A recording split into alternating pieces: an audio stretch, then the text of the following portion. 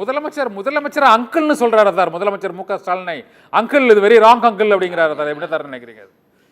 என்ன இதெல்லாம் பேச்சு, ஒரு அரசியல் பேச்சு போல. எவ்வளவு பேச வேண்டியது இருக்கிறது. நாட்டிலே அவ்வளவு காரியங்கள் நடக்கின்றன, எவ்வளவோ கொள்கை தப்புகள் நடக்கின்றன. 9% வளர்ச்சி அடைந்திருக்கிற பொருளாதாரத்தில் இரவு உணவு இல்லாமல் படுக்க போகிறவர்கள் 20% பேர் இருக்கிறார்கள். இவற்றையெல்லாம் விட்டு நாம் பேசுவதற்கு அடிமட்ட மக்களை பற்றி ஒன்றுமில்லை. வளர்ச்சி என்பதெல்லாம், அதாவது இந்தியா 5வது இடத்தில் இருக்கிறது, ஆனால் வறுமை நிலையில் தனிமனித வருமானத்தில் 136வது இடத்தில் இருக்கிறது. இதுதானே தமிழ்நாட்டினுடைய நிலைமையும். நீங்கள் யாருடைய வளர்ச்சியை பற்றி பேசுகிறீர்கள்? ரொம்ப மேட்டுக்குடி மக்களை பற்றி பேசுவதனால் என்ன பயன்? நாட்டு மக்கள் அத்தனை பேருக்கும் இலவசம் வழங்கக்கூடிய நிலையில தானே இந்த நாடு இருக்கிறது. நீங்கள் 20 கிலோ அரிசி கொடுக்காவிட்டால் ரொம்ப பேர் பட்டினியாக இருப்பார்கள். ஆகவே கஞ்சி தொட்டி திறக்கிற நாடு என்ன வளமான நாடு என்று நான் கேட்கின்றேன். கஞ்சி தொட்டி திறக்கின்ற நாடு வளமான நாடா? அது வறுமையில் செய்ய வேண்டிய ஒரு தற்காலிகமான காரியம். நாள் முழுவதும் ஆண்டு முழுவதும் அவனுக்கு கஞ்சி அரிசி கொடுத்து தான் அவன் வாழ வேண்டும் என்ற நிலையிலே இருந்தால் நம்முடைய நாட்டிலே ஒரு தனி மனிதன் வருமானம் 300க்கு கீழாக இருக்கிறது. இன்றைக்கு இருக்கிற விலைவாசிகளுடைய நிலைகளுக்கு 300 என்பது வாழ முடியாத நிலைமை. இவ்வளவு பேரை நீங்கள் வெறும் மக்களாக வைத்துக் கொண்டு எங்களுடைய ஆட்சி அப்படி நாங்கள் 9% வளர்ந்திருக்கிறோம், நாங்கள் 1 கோடி அமெரிக்க டாலருக்கு வளருவோம் என்பது வெட்டித்தனம் என்று எடுத்துச் சொல்வதற்கு நமக்கு சக்தி இல்லையே. நாடு முழுவதும் இன்றைக்கு 50 பணக்காரர்களால் பாராளுமன்ற உறுப்பினர்கள் ஏஜெண்டுகளாக நடத்தப்பட்டு நாடு நடக்கிறது. 12 மணி நேரம் வேலை திட்டத்தை கொண்டு வருவதற்கு ஒரு முதலமைச்சர் தமிழ்நாட்டிலே முயன்றார்.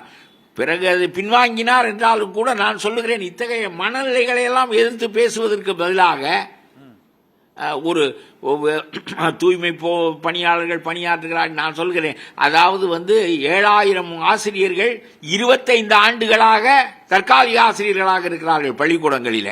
கல்லூரிகளில் 5000 ஆசிரியர்கள் தற்காலிக புரொஃபசர்களாக இருக்கிறார்கள். இதெல்லாம் ஒரு நாடா என்று கேட்கிறேன். ஒருவன் தற்காலிகமாக வேலைக்கு சேர்ந்து ரிட்டையர் ஆகிற வரையிலும் தற்காலிகமாக இருப்பானே. ஆனால் இதையெல்லாம் மக்கள் கவனத்திற்கு கொண்டு வருவதற்கு பதிலாக நான் தாய் மாமன், நான் அம்மான், நான் என்ன மாமன் என்று சொல்லிக் கொண்டிருப்பதில் என்ன பொருள் இருக்கிறது என்று கேட்கிறேன். நான் என்னுடைய கருத்து விஜய் வரக்கூடாது என்பதல்ல. திமுக ஆட்சி போக வேண்டும். அதை போக்குவதற்கு யார் தகுதியுடையவர்களாக இருந்தாலும் அதை ஏற்றுக்கொள்ளத்தக்கதுதான். எனக்கு விஜய் கூடாது என்பது கருத்தல்ல. ஆனால் நீங்கள் செய்கின்ற இந்த வெட்டித்தனமான பிம்பங்களின் அடிப்படையில் செய்கின்ற முயற்சிகள் தோற்றுவிடுமானால் மீண்டும் ஒரு அரக்க ஆட்சி ஏற்படுவதற்கு அது வழிவகுக்கும் என்று நான் அஞ்சுகிறேனே தவிர உங்களுடைய ஆசைகளை பற்றி எனக்கு ஒன்றும் கவலை இல்லை. ஓகே, இப்போ விஜய் தமிழகத்தையும் நாட்டையும் பாதிக்கும் ஒரு முக்கியமான பிரச்சனைகள் தொடர்பாக அவர் கருத்து தெரிவிக்கவில்லை, போராடவில்லை. அதற்கு நீங்கள் முன்னெடுக்க வேண்டும் நீங்கள் ஒரு அறிவுறுத்தலோடு அந்த வேண்டுகோளையும் இதையும் கொடுத்துருக்கீங்க. ஆனால் எதிர்க்கட்சியாக இருக்கக்கூடிய எடப்பாடி பழனிசாமி ஆட்சிக்கு எதிராக அவருடைய கருத்துக்கள் மற்றும் போராட்டங்கள் சரியா இருக்குதா சார்? இல்லை, என்னை பொறுத்தவரையிலும் மாற்று கட்சி ஒன்று வர வேண்டும், இந்த கட்சி போக வேண்டும், அதற்கு எடப்பாடி விஜய் எல்லாம் ஒன்று சேர வேண்டும். பிஜேபியை நீக்கிவிட வேண்டும் என்றால் எடப்பாடி நீக்குவார் என்று நான் சொல்லுகிறேன். ஏனென்றால் ஒரு சமய சார்பற்ற கூட்டணியை உருவாக்க முடியும் என்றால் நீங்கள் உருவாக்குங்கள். கம்யூனிஸ்டுகளை அழையுங்கள், திருமாவளவனை அழையுங்கள், எல்லோரையும் அழைத்து ஒரு பொதுவான பிளாட்பாரத்தில் ஒன்று கொடுங்கள். ஆனால் எதுவாக இருந்தாலும் இந்த கேடுகட்ட ஆட்சி போக வேண்டும். அதற்கு நீங்கள் கொஞ்சம் குறைகள் உடையவர்களையும் அணைத்துக் கொண்டு நாம் ஒரு பொது அமைப்பை ஏற்படுத்த வேண்டும்.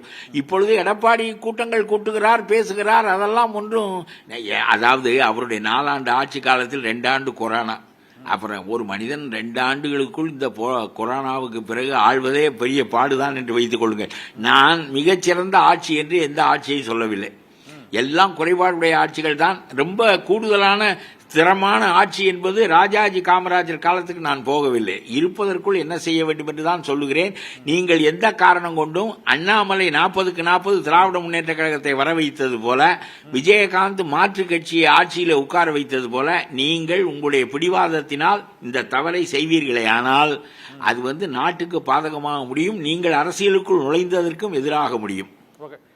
பார்க்குற நீங்க சொல்றது கரெக்டான. யார் இதை முன்னெடுப்பது? இப்போ எடப்பாடி பழனிசாமி எடுத்தா அவர் சொந்த கட்சியிலேயே உள்ளவங்களே சேர்த்துக்க மாட்டேங்கிறார். அவர் ஓபிஎஸ் சேர்த்துக்க மாட்டேங்காரு, டிடிவி சேர்த்துக்க மாட்டேங்காரு, விஜய் கூடனா அவருக்கான சீட் ஷேரிங்ல பேச்சுவார்த்தை நடந்ததுங்கிறார், நடக்கலங்கிறார். யார் முன்னெடுப்பது? போது அவர் சொல்றாரு ரெட்டை இலையே எதிர்த்து இல்ல அவர் சொல்றாரு ரெட்டை இலையே எதிர்த்து நின்றார் ஓபிஎஸ். இது நம்ம பேச முடியாது தினகரன்லாம், அது அவருடைய நிலைப்பாடு.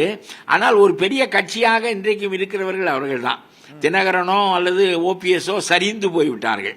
அதனால நான் சொல்கிறேன், நம்ம அரசியல் ரீதியாக பார்ப்போம், நம்ம அவருடைய உட்கட்சி விவகாரத்துக்குள் போக முடியாது. இவர்களை போன்ற பல கட்சிகள் சேர்ந்து, என்னுடைய கருத்தும் அதுதான், பிஜேபியை ஒதுக்கிவிட்டு நீங்கள் ஒரு செக்யூலர் ஃப்ரண்டை, சமய சார்பற்ற அணியை உருவாக்குங்கள். உருவாக்குவதற்கு எடப்பாடியும் துணை செய்ய வேண்டும். எல்லாரும் சேர்ந்து அமைந்தால் அது எடப்பாடி தான் பழைய அவங்க கட்சி, பெரிய கட்சி. அதிலே நான் போய் முதலமைச்சராக இருப்பேன், எனக்கு கீழே நீ இரு என்றால் அந்த கூட்டணி நடக்காது. இது ஆகாத பேச்சு. ஆகவே இந்த ஒரு முறை எடப்பாடி வரட்டும், நீங்கள் அதற்குள் இருங்கள், எல்லாருமாக சேர்ந்து ஒரு அரக்கத்தனமான ஆட்சியை வீழ்த்துங்கள். அடுத்த முறை நீங்கள் மாற்றுக் கட்சியாக உருவாவதற்கு முயலுங்கள், ஆட்சிக்கு வாருங்கள், பிழை இல்லை.